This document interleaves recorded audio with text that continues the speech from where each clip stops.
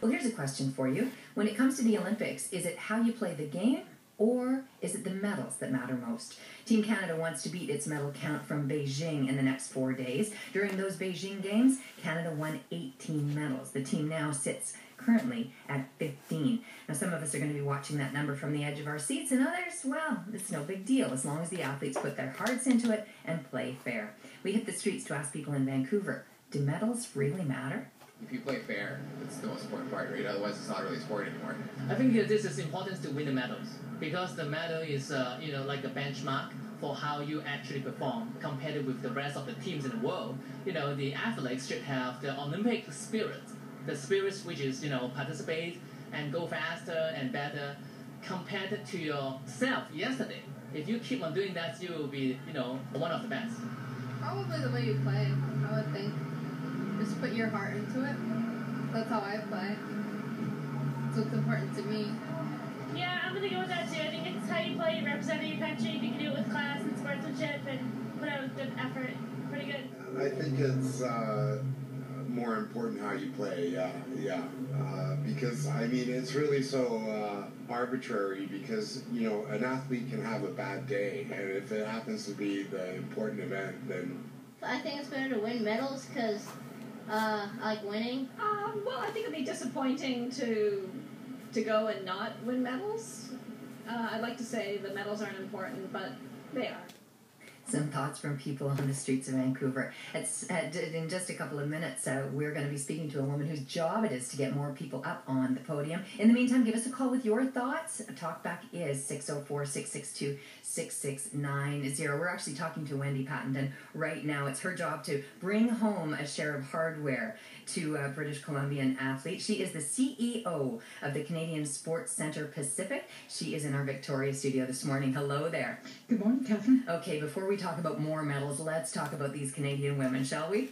Oh, yeah. Fantastic result for Canada. I know we've been waiting a long time for that team sport medal. How are you feeling as you were watching the clock tick down in that game a few minutes ago?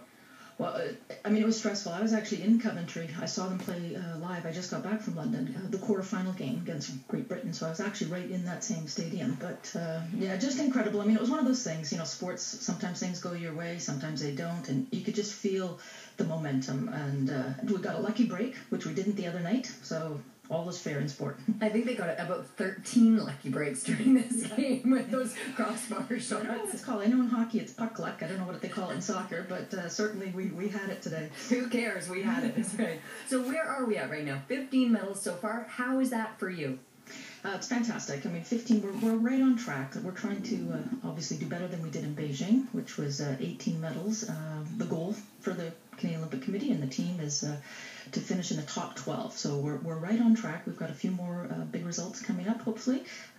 So it looks great. And even more importantly, the British Columbian athletes are doing their part. We're well over 50% of the medals for Canada. We've 8 athletes from this region have won medals so far of the 15. So, Wendy, why do medals matter? You put it in athletic perspective for me. What are you looking for in the medal hunt? Well, I think actually, the people you interviewed earlier said it best, right? Medals do matter. It's a matter of how we play the game, right? Canadians want to see our team playing fair with integrity, which we absolutely do.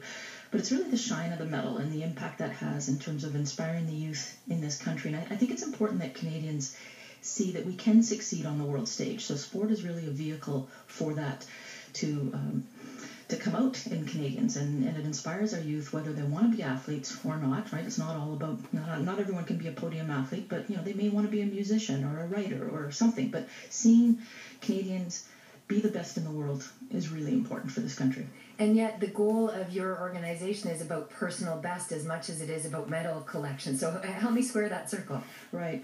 Well, personal best, really all we can do is that these athletes train so hard day to day here at home. And I often say the medals are won at home, right? Because it's the work they do day to day and the hours that they put in to train to be the best.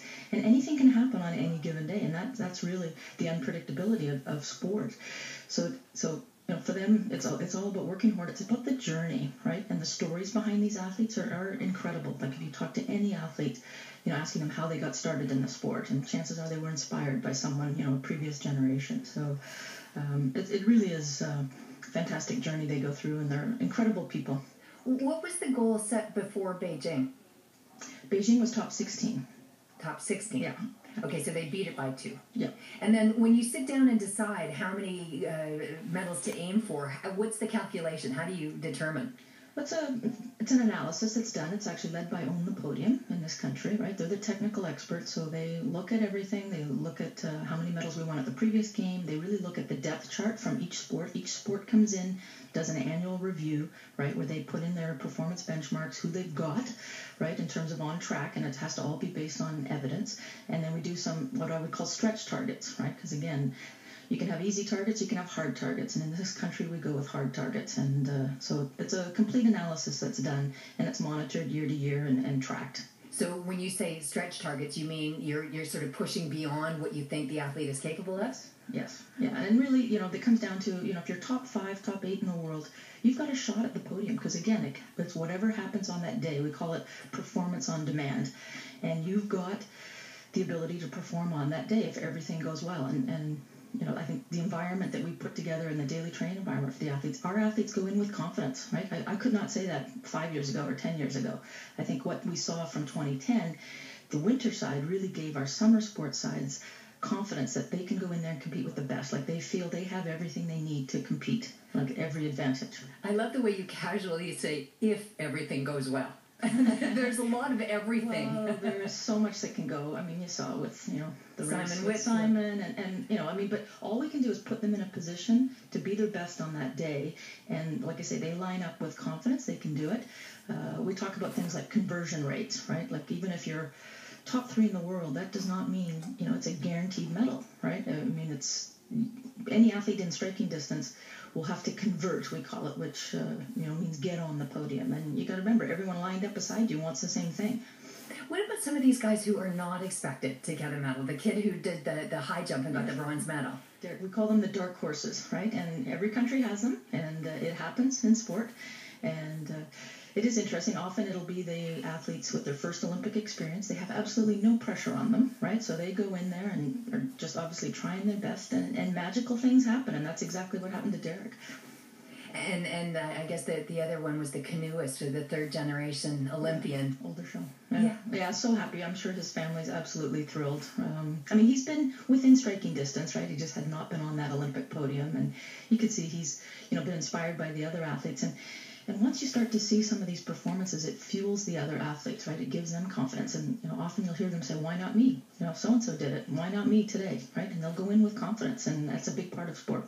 You're a former world-ranked tennis player. You coached at the Olympic level. You did those things before there was an On the Podium program. What drove success then? And how is this program changing that?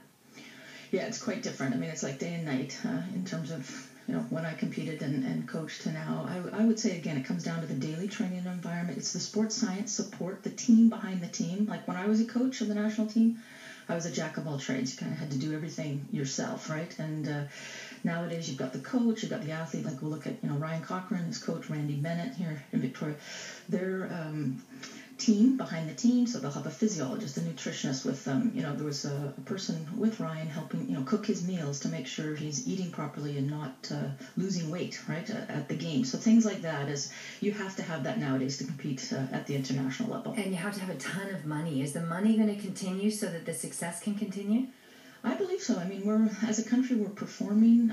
Like I say, it is about nation building and, all these other things. So it's not just about the medal. I mean, the performance is important, but it's really that shine or the impact of the medal. So we're not funded to the same degree as our international competitors. Like if you think of what the UK has put into sport for their team, China, we're not funded as well, but I believe we're very efficient with our funding in this country. I think the work On the Podium and Canadian Olympic Committee, Canadian Paralympic Committee do. We've got the efficiencies and we're effective, like in terms of making every dollar count. Right. Well, your goal is top 12, and we're sitting at 13th out of 200 countries. So, perhaps. Yeah, we've still got a few days to go, and like I say, but really that soccer result today, Unbelievable. I mean, unbelievable. It's been since 1936 since we won a traditional team sport medal in summer sport. And I know how those girls have been training in Vancouver. They've been centralized here for a couple months leading into London. And I know how badly they wanted that. And the fact they could bounce back from that devastating loss to the U.S. to me, is really the story of the Games. Yeah, it's gorgeous. Thank you so much. It's been a real delight to speak to you this morning. Thank you. You're welcome. Thank you, Catherine. Bye now. Bye. Wendy Pattenden is the CEO of Canadian Sports Centre Pacific. We do want to hear more about what you think on this. Does the medal count matter? Is it about personal best? What's your highlight of the game so far? Let us know. 604-662-6690 or earlyed@cbc.ca.